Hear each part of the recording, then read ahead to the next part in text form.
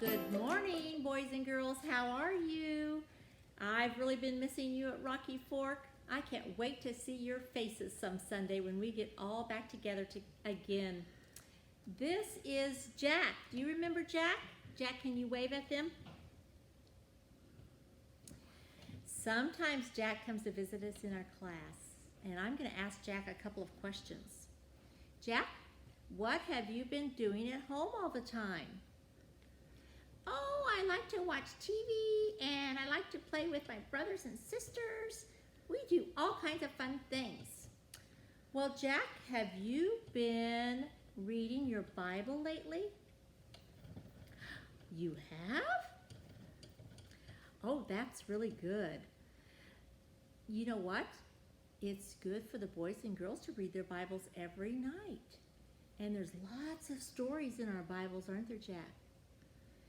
And today we are going to read a story about Abraham. Do you know who Abraham is, Jack? Do you like Abraham? Well, Jack doesn't have a lot of words today, does he? Okay. Well, Jack, why don't you sit right here beside me while I read the boys and girls a story, okay? Can you be quiet for a little bit? Okay, all right. Let's sit over here. All right, you're going to sit right here beside me, all right? Get all comfortable there. Oh, yeah. Now, you put your listening ears on. You boys and girls have your listening ears on? Okay, listen real close because we're going to read a story about Abraham. Here we go. Here we go. Jack, you can kind of help me hold the book, okay? God's amazing promise. Abraham lived in Haran. Abraham, God said, I want you to leave Haran and go to another land. God didn't tell Abraham where that was. Trust me, God said. Can you all say that together? Trust me. Let me hear you one more time. Trust me. Okay. Let's see. He's going to say that a lot. God's going to say that to Abraham a lot of times. Do this, God said, and your children will become a great nation. How? Abraham wondered. His wife Sarah was too old to have children. And God said, trust me. Say it together. Trust me. Go where I tell you to go, God said, and you will have more descendants than there are stars in the sky. They will bless the whole world. Again he said, trust me. Oh, I've got something to show you. I've got this little night light. Look at those stars.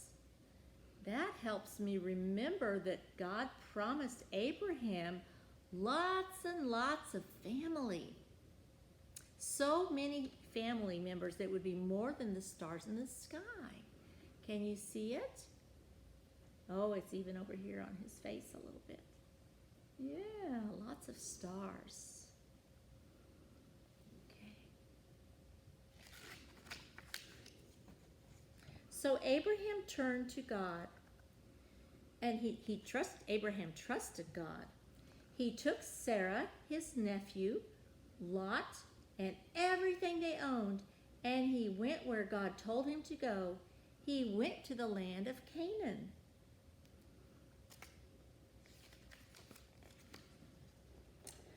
When he arrived, Abraham camped at Shechem.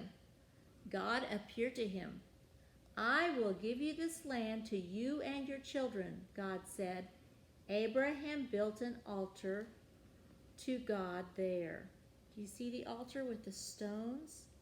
It was a place so he could remember all the good things that God had done for him.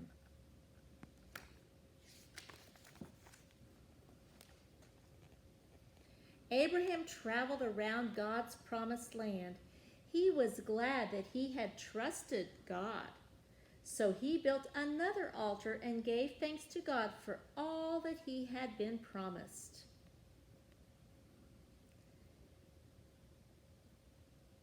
Now, that's the end of our story. So sometimes it's hard for us to trust God too. But we have to remember that God is faithful and He always does what He says He's going to do. So remember, when you're afraid at night or when you don't want to pick up your toys, you have to trust God. God wants us to trust Him. Okay, well, can you tell the boys goodbye? Boys and girls goodbye? Bye. Have a good week. See you soon.